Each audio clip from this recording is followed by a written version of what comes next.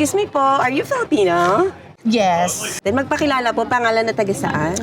Yes, I'm Kate Nainay. Melo from UK. Taga saan po sa Philippines? Bulacan. Ang ng mga probinsya na magaganda. Ano po katagal sa abroad? 2002 eh. So 23 years. 23 years na po sa UK lang? UK lang. Ano pong trabaho at pinagkakabalahan? Nurse, of course, nurse lang. Approximate rate naman, salary po ng nurse kada buwan?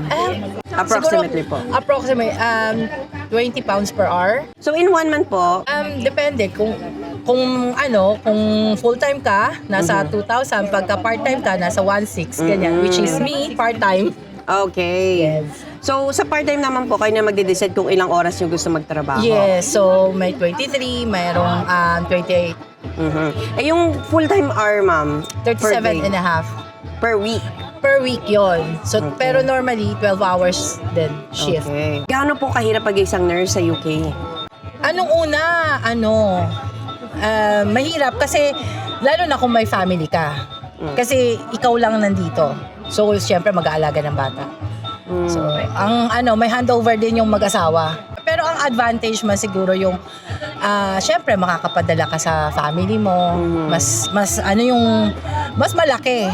Makakapagpadala ka ng mas malaki sa family. Message lang or advice sa mga ating nurse din, no, na balak ding mag-pursue sa UK.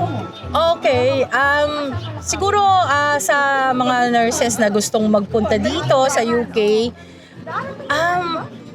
masasabi ko, pag makapunta kayo, makapasa ng IELTS, of course, maganda yung mga opportunities as a nurse. Kasi hindi ka lang nurse na o-orderan ng doktor. So, marami kang maging as a community nurse, as I said nga, nurse practitioner, yung parang GP, ang style ng so, mas maraming opportunities dito. Pero talagang tiis lang talaga.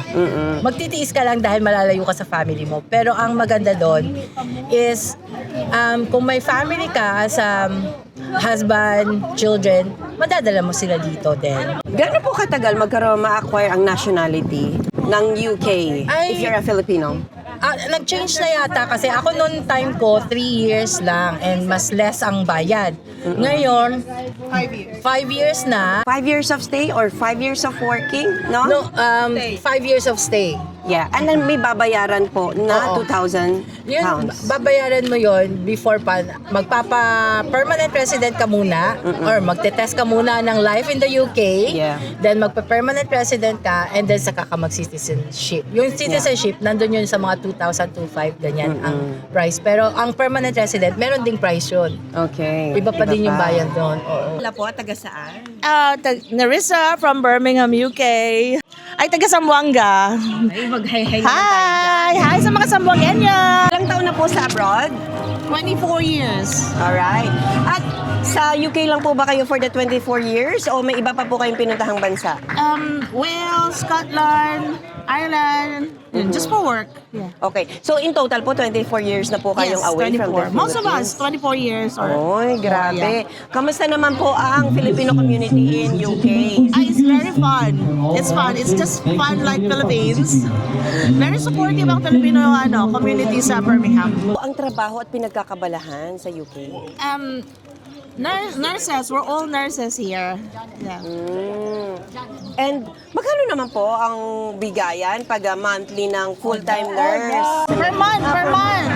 3.5 pounds. 3.5 Okay, to 10,000. approximately. To 10,000. Kamusta naman po ang cost of living kung kumikita ng ganyan? Well, in Birmingham, mas low ang cost ng living. So, it's okay talaga. Nakakapadala pa. Oo. So magkano po approximately ang bahay? Bahay, Kung well, studio? my house is only 600 pounds. So, it's cheap kasi ang tagal na. But if you're gonna get recent, mga 2,000, ganun. Yeah. About pinagkakabalahan, I work as a nurse in a private company, Fresenius Medical Care.